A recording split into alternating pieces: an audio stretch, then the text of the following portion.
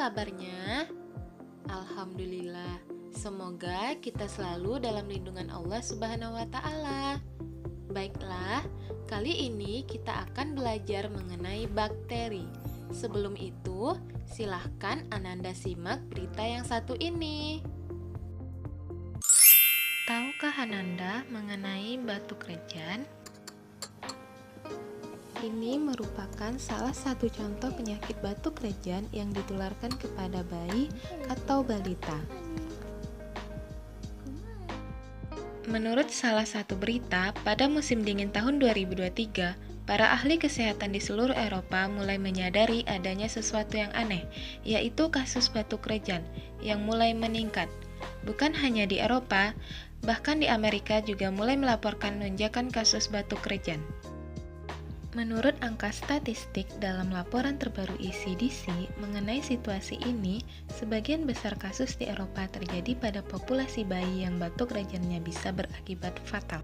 Penyakit ini sangat berbahaya, apalagi bagi bayi yang baru lahir. Nah, penyakit batu kerjan ini disebabkan oleh bakteri. Apakah Ananda pernah mendengar kata bakteri?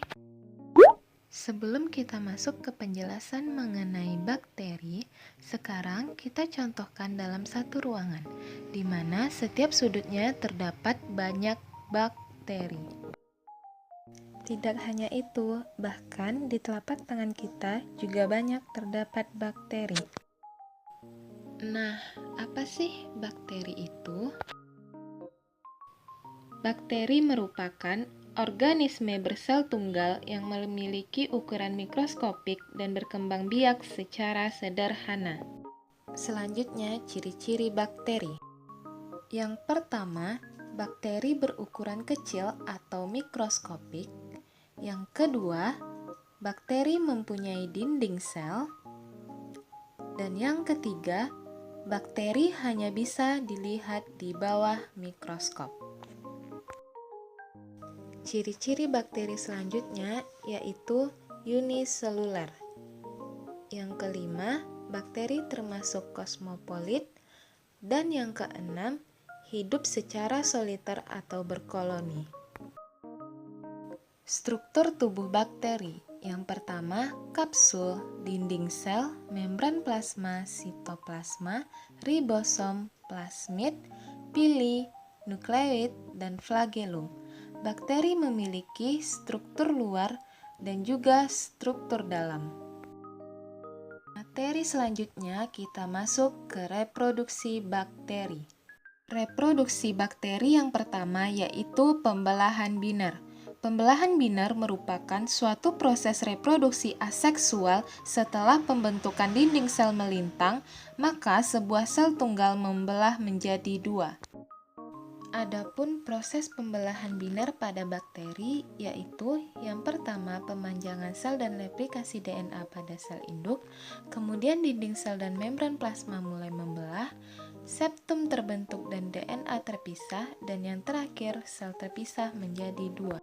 Reproduksi bakteri yang kedua yaitu rekombinasi genetik. Rekombinasi genetik adalah pertukaran atau perpindahan materi genetik yaitu DNA. Rekombinasi genetik memiliki 3 metode.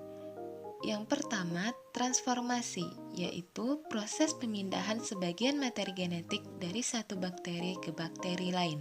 Yang kedua, yaitu transduksi, proses pemindahan sebagian materi genetik dari satu bakteri ke bakteri lain dengan perantara virus.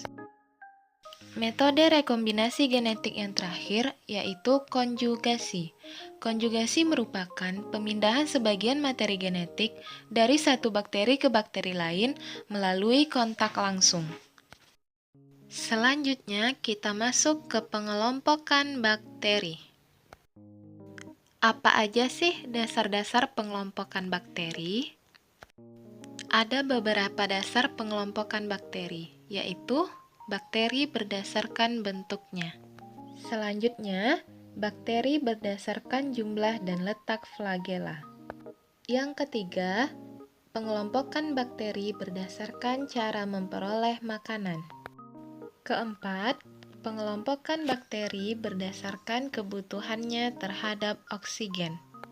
Yang terakhir, pengelompokan bakteri berdasarkan struktur kimia dinding selnya.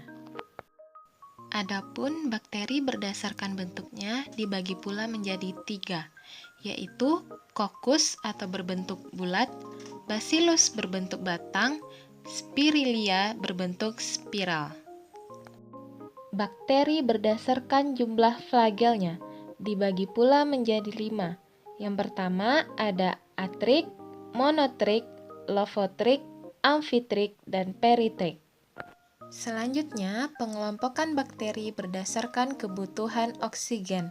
Ada obligat aerob ataupun anaerob, fakultatif anaerob, mikroaerofil, dan aerotoleran anaerob. Pengelompokan bakteri berdasarkan struktur kimia dinding selnya terbagi pula menjadi 2. Yang pertama, bakteri gram positif atau peptidoglikan, dan yang kedua, bakteri gram negatif atau lipopolisakarida. Selanjutnya, kita masuk ke peranan bakteri. Bakteri memiliki 2 peranan, yaitu peranan menguntungkan dan peranan merugikan. Peranan bakteri menguntungkan diantaranya 1. Sebagai interaksi tanaman dengan bakteri dalam pertanian dapat meningkatkan pertumbuhan tanaman. 2. Bakteri dimanfaatkan dalam bidang industri farmasi dan kesehatan, contohnya dalam pembuatan antibiotik. 3. Bakteri merupakan organisme bioremediasi penting yang mengurangi dampak polusi pada ekosistem. Dan yang terakhir, dimanfaatkan dalam industri makanan seperti pembuatan kimchi, keju, tempe, dan nata de coco. Selanjutnya, kita masuk ke peranan bakteri merugikan. Ada banyak sekali peran merugikan dari bakteri ini, salah satunya menyebabkan penyakit baik pada manusia, hewan, maupun tumbuhan. Di antaranya ada Streptococcus pneumonia, Corynebacterium diphtheria, Salmonella sp, Alkaligenes sp, dan Bordetella pertussis. Nah, berdasarkan peranan merugikan dari bakteri tadi, akan kita bahas salah satu penyakitnya, yaitu Bordetella pertussis.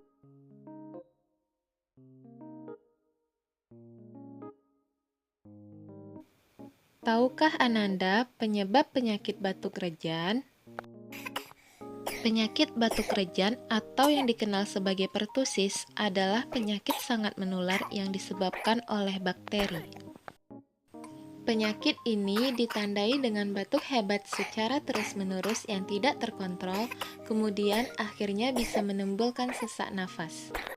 Karakteristik dari batuk ini yaitu setelah terbatuk-batuk, kemudian menarik nafas yang dalam akan terdengar bunyi whoop, sehingga batuk ini dinamakan whooping cough. Batuk rejan adalah sebuah penyakit saluran pernafasan yang disebabkan oleh bakteri Bordetella pertussis. Bordetella pertussis adalah bakteri berbentuk kokus, gram negatif, aerob, dan bersifat patogen, tergolong motil dan memiliki struktur mirip flagella. Struktur Bordetella pertussis dapat dilihat di dalam gambar, yaitu terdiri dari fimbriae, pertaktin, endotoksin, filamen hemaglutinin, pertussis toksin, dan toksin lainnya. Intinya, Bordetella pertussis ini terdiri dari beberapa racun. Selanjutnya, kita masuk ke cara penyebaran bakteri Bordetella di dalam tubuh. Pertama, bakteri Bordetella pertussis masuk melalui hidung. Setelah bakteri masuk ke dalam saluran pernapasan bagian atas atau hidung dan tenggorokan, Bordetella pertussis menempel pada permukaan sel-sel epitel yang melapisi saluran pernapasan. Begitu bakteri menempel, mereka mulai berkembang biak dan merusak lapisan sel di saluran pernapasan.